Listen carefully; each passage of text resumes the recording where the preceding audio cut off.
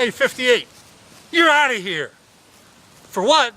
For trying to steal an A's flag out of Baltimore. What, are you kidding me? When we had 3 young kids, John took many trips with his brothers. And one trip he took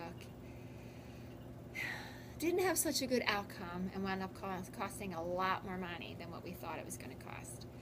So 1988, we're down at Baltimore Memorial Stadium catching an Orioles game. There was lots of drinking apparently going on the way to the trip, and then there was, I think, stops at the bar during the trip. I recall us sitting out in our seats in like right field line, first base line. John's quiet, but his mind's always going. So as his mind's going, he's looking all around, and he saw his favorite team's flag. And you were eyeing up these flags that were flying pretty high above Memorial Stadium. After quite a few cocktails and more than one bean burrito. You and Stevie started talking about going and snagging one of those flags, an athletics flag, which is your favorite team. And he looked up at it and just started thinking that he would like to own that flag. Wouldn't that be really cool if I owned that flag that's over there on the flagpole? Let me just be clear, 100% Johnny's idea. He convinced me to steal an Oakland A's flag. You would think, you know, hanging out with your older brother, like he is, that maybe he'd give you some good advice. Well, in this situation, it was lousy advice.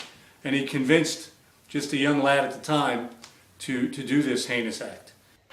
With or without anyone accompanying you, you would like to wander and float around the stadiums, and we would put a search party out to try to find you.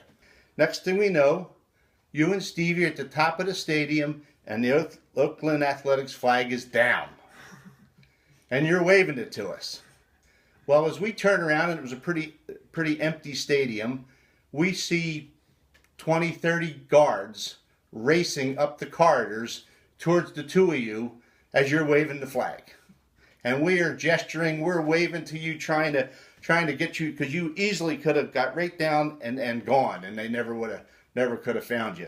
But you were so proud of stealing that flag that you were just waving it around.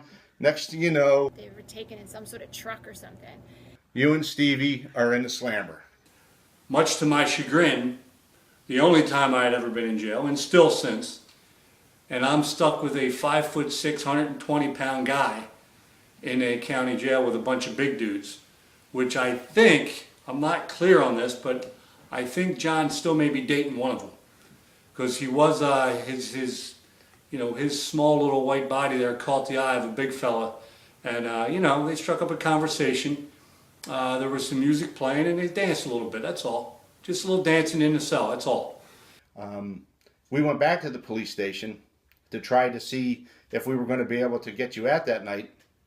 And we had all been drinking beer all day and had to go to the bathroom. So Jeff Gunning decided to use one of the policeman's trash cans, and which kind of echoed throughout the court there. And once again, we were told, if you guys don't get out of here, you're going to be joining them very shortly.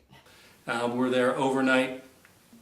I was actually proud that Johnny was able to step up like that and make friends as fast as he did.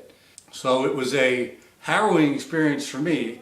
However, John turned it into a positive, as as he's made a lifelong friend in Bubba Jones out of Baltimore. So that's how I remember it. Johnny may tell a different story.